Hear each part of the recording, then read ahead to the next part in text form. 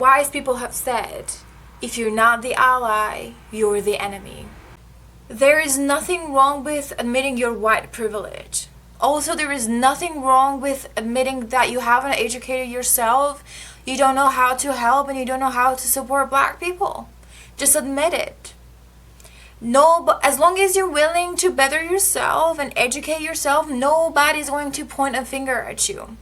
It's not a shame that you're not in the know, but it is a shame that you willingly walk with blind faults, or even worse, it's a shame if you know and you support what you know.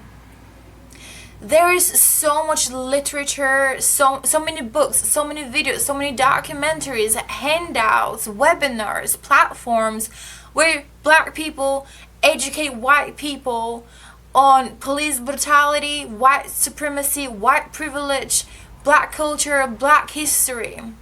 So it's never too late to start from somewhere.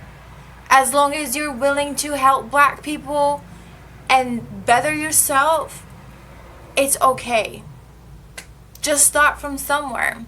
You can always, let's start with baby steps. Read and educate yourself, then admit your white privilege, then take action. You can send text messages, you can take part in peaceful protests, you can sign petitions, you can support small black businesses.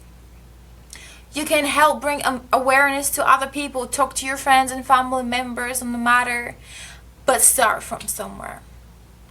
Because black people need our help. What is white privilege? Let's see the following questions. Do you fear for your life every time you leave the house just because of your skin color? Do you fear for your mother's, brothers, sisters, cousins, friends' life every time they leave the house just because of their skin color? Do you get pulled over by cops just because of your skin color? Have you been wrongfully profiled by cops just because of your skin color? And when you get pulled over by a cop, am I gonna die the first thing that comes to your mind, or is it the last thing? Do you fear for your future baby boy or black baby girl just because of their skin color? Do you get less paid in the same position as your colleagues just because of your skin color? Are you worried when, let's say, your girlfriend or boyfriend introduces you to his or her family members? Are you worried how they're gonna perceive you and what they're gonna think about you just because of your skin color? Do you hear on the news every single day that your brothers and sisters get killed by cops just because of their skin color? Do people clutch on their purse when you're on an elevator just because of your skin color? If you answer yes, then most likely you're a black person. If you answer no, then most likely you're a white person with white privilege. Please do admit your white privilege. Black people want us to admit our white privilege because then we can use it to support black people and help them gain their freedom and rights and not live in a world where they fear for their life every single day.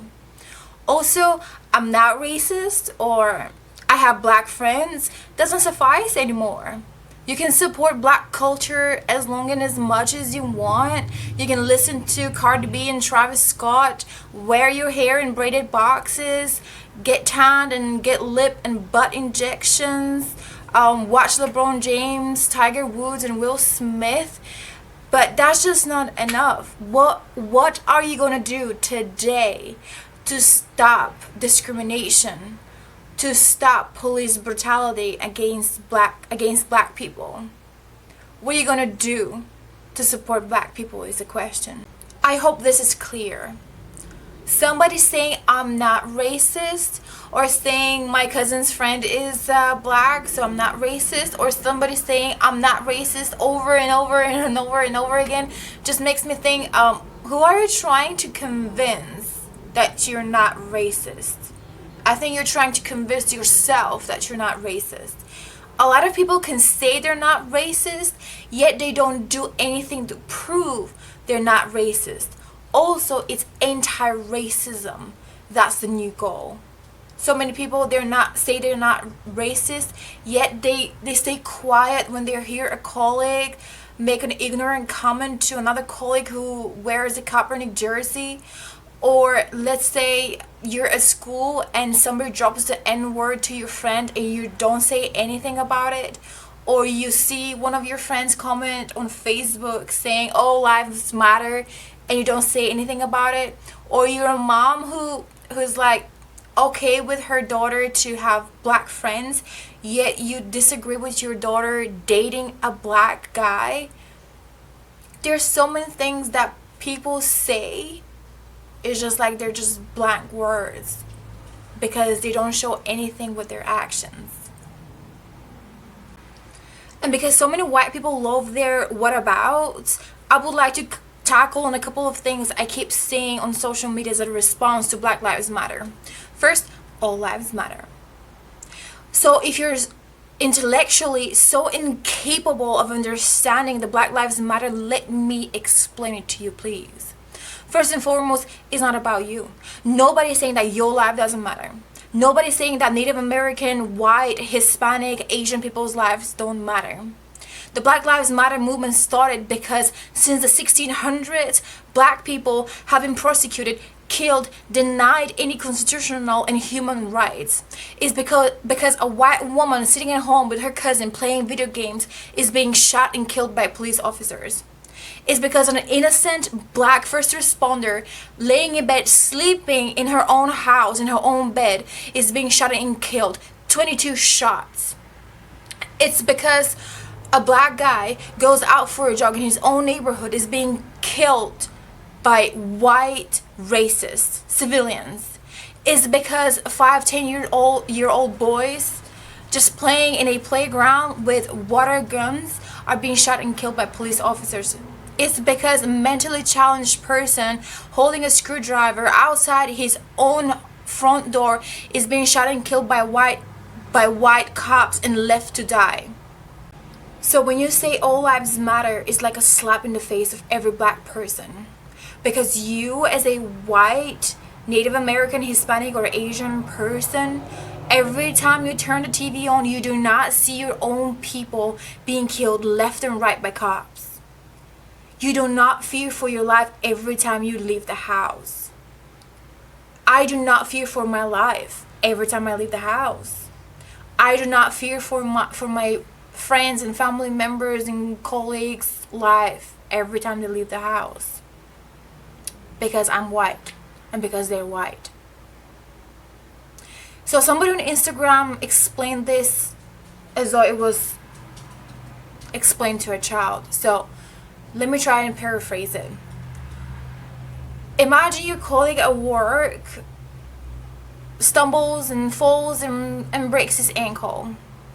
Are you not going to help your colleague just because all ankles matter?